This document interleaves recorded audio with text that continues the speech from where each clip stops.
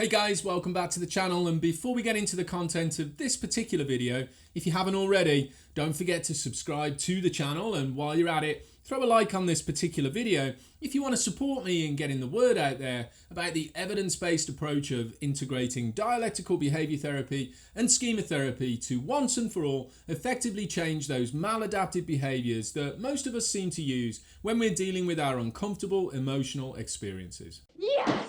Yes! Yes! In this video, I'm going to talk about something that's extremely relevant to the world of behaviour change when it comes to the dynamics inside of our interpersonal relationships. This is especially true when we look at things we internalised from the environment in which we were raised. As children, we are like sponges for the world around us, constantly taking mental notes from the people that we're exposed to throughout our childhood years. And it's this information that then becomes a part of our learned behavioural responses for the way we interact with other people as we move forward in our lives. If you're a person who was exposed to this particular type of behaviour on a regular basis when you were young, as was I, then like me, you probably internalised it. And there's even a high probability that you use it yourself when things don't go exactly the way you want them to go. But if you are anything like me, when you're exposed to this behaviour from others, it tends to activate a response that comes straight out of the anxious, fearful attachment style playbook. So today, let's have a conversation about something that shows up in ways that we often least expect it to, and put a clear definition behind what we mean when we talk about toxic transactional relationships.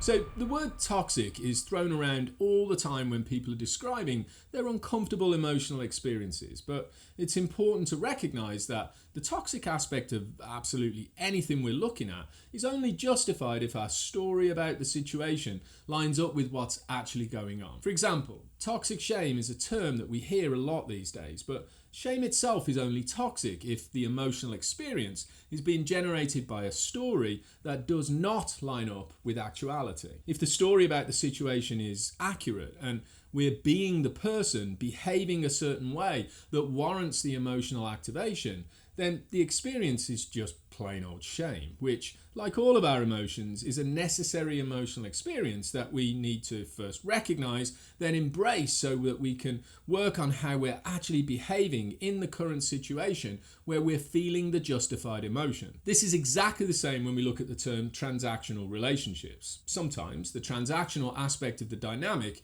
might be toxic, and sometimes it most definitely is not. Living the life I want to live regularly involves us looking at the different types of relationships that we find ourselves involved in, and it's definitely important for us to establish who we want to be inside of these dynamics. Sometimes this means seeking out and building those new relationships that support us with the ultimate goal of being the person we want to be. And it can also be involved in maintaining those relationships that are actually already helping us to do this. And at the same time, obviously, it's heavily involved in ending those relationships that are definitely toxic for us to continue. It is simply a fact that interpersonal relationships are a massive part of the human experience. We thrive in environments where we feel like we belong. And if we don't feel this way in any area of life, then there can be some extremely negative consequences for our emotional and mental health. Clearly, if accountability is an important element of living the life we want to live, then how we're being inside of these relationships is something for us to look at, especially in reference to the areas of life that are important to us right now. The term transactional relationships is one that gets thrown around quite a bit when people are defining toxicity in a relationship dynamic. But it's worth pointing out that every relationship that we engage in is actually transactional to some degree. No shit, Sherlock! I do things for you, and you do things for me. In a healthy, effective, and adaptive relationship, this dynamic is reciprocating. In other words, I'm supporting you with whatever it is that you need support with, and then on the flip side, when it's needed, you're supporting me with whatever it is that I need support with. Inside of our conversations, sometimes we talk about your problems, sometimes we talk about my problems. When I need to vent, I reach out to you, and when you need to vent, you reach out to me. When there are no real issues for us to get into, we've got a pretty mutual respect around the things we do for fun because we've got a lot of things in common. The way we engage in activities with each other tends to go in the same direction. We go to places that we both want to go to, and we do things that we both want want to do. When there are different opinions in this area because we both have different wants at a particular point in time, we compromise. Sometimes we go in a direction that you want to go, and sometimes we go in the direction that I want to go. And we also have very different things that we do apart from each other because that's a part of the human experience too. I think you're starting to get the point. Whoop-de-doo! What does it all mean, Basil? So we define this dynamic as a healthy adult relationship. And while this might sound pretty simple to some of you, for many of us, this can be a challenging thing to put into place, particularly if our system is dominated with, say, a schema of self-sacrifice, a schema of dependence, or even a schema of entitlement. And if this is the case, this is exactly when the toxic aspect of a transactional relationship shows up within the relationship dynamic. If I'm on the side of implementing the transaction, when the conversation isn't geared around the things that I want it to be about, then I'm going to ignore you or withhold my conversational engagement. If you're not doing what I want you to do, if you disagree with my point of view or you don't see things the way I want you to see them, I will withhold my love or attention by ignoring you or disengaging from you in a very deliberate way. Sometimes this can be hostile and sometimes it can be a bit nonchalant. But I want to be really clear. This action is very different to setting a healthy boundary based on the principles of living the life I want to live. Boundary setting is when someone has compromised a true, authentic value and belief that you hold at your core. And as a result, there's an action you need to take to deal with this particular issue. The boundary is set by you for you, and most of the time there is no action that's needed by the other person at all. Toxic transactional relationships are manipulative.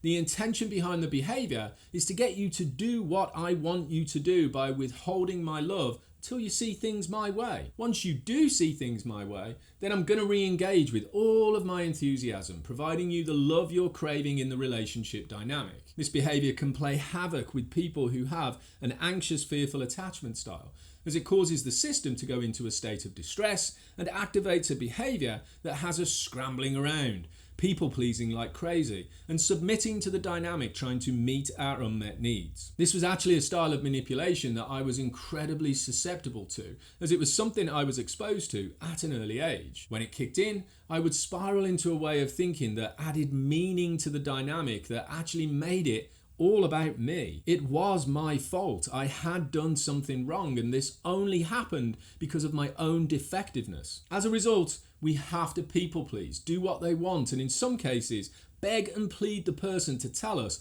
exactly what we did wrong so we can fix the situation. It was because I was exposed to relationships this way that I actually started to recognize my tendency to sometimes use the behavior myself as a way to try and control relationship dynamics. Creating transactional relationships of this type is often a behavior that's used by those that tend to have a dominant, avoidant or dismissive attachment style. So it needs to be said that this is also true for those of us that slide that way on the continuum of attachment when disorganized aspects of our behaviors become avoidant and dismissive. I ignore you. I don't speak to you.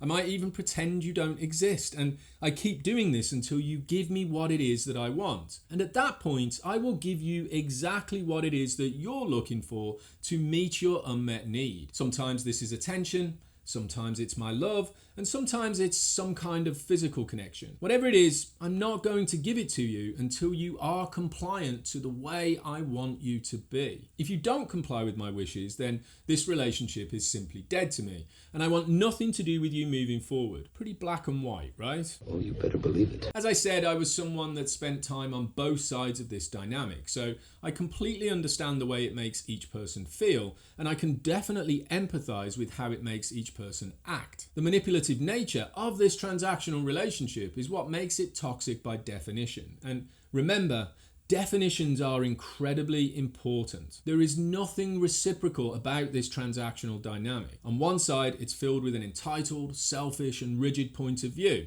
On the other, it's driven by a level of anxiety that's generally tied to the fear we have for some kind of rejection or abandonment. And the behavioural responses that come from each side of the relationship dynamic are usually learned at an early age. For those that initiate the transaction, it can become a conscious choice, something that's done deliberately. For many people though, it is a completely subconscious thing that plays out. The latter was definitely true for me, and as with anything subconscious, once it's been pointed out and then found to be accurate when we explore it through self-analysis and brainstorming, then it's down to me to be accountable and do something about it. So how do we deal with relationships of this particular nature? For me, it's first about awareness and accountability. What role do I play within the dynamic if I'm not aware of what it is that I'm thinking, what it is that I'm feeling, and definitely what it is that I'm doing? Then I'm going to respond with old habitual behavior patterns. And both sides of this relationship equation come from an insecure attachment style, either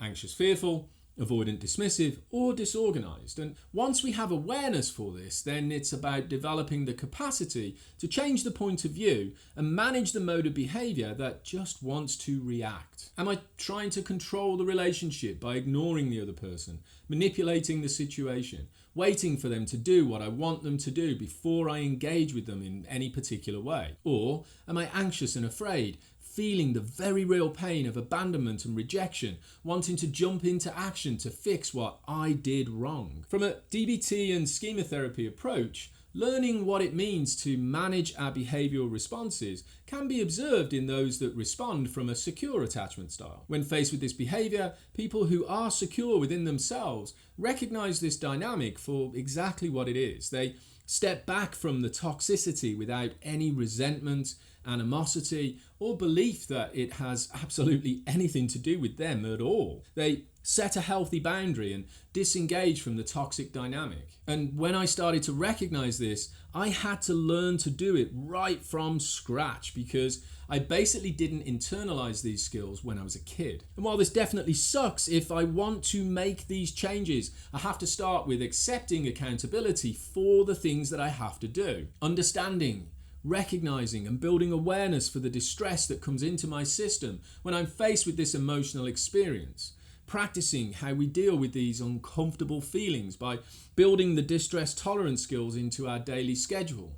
Using stop, TIPP, improve and accept to create new behavioural responses. And when we can handle the distress, at least to a degree that we're not completely taken out by it, we can use the skills we get from emotion regulation to plan ahead to build mastery so we can change the rigidity of thought that we hold for our perception being fact 100% of the time. This way, we can teach our personality system how to have a healthy and adaptive response for our own unmet childhood needs. When it comes to the other side of things, people with a secure attachment style already possess the skills they need to communicate what they want in a healthy way. They learned this at an early age and they internalized the process, all of which we can now get from the dialectical behavior therapy interpersonal effectiveness skills. Dear Man, Give, Fast, and the art of boundary setting helps us to learn what we didn't learn before. It provides us with the opportunity to live the life we want to live by being the person we want to be in the areas of life that are important to us according to our true, authentic values and beliefs. Guys, I hope this video gave you some insight for what we call our toxic transactional relationships, along with an idea of what to do when we recognize their presence. If you want to know more, come join the conversation in the live online meetings that I facilitate for free on Zoom each week. I'll leave a link to the page containing more information about these groups in the description below. Thanks for watching. Hope to see you again soon. Take care, be safe, and be well.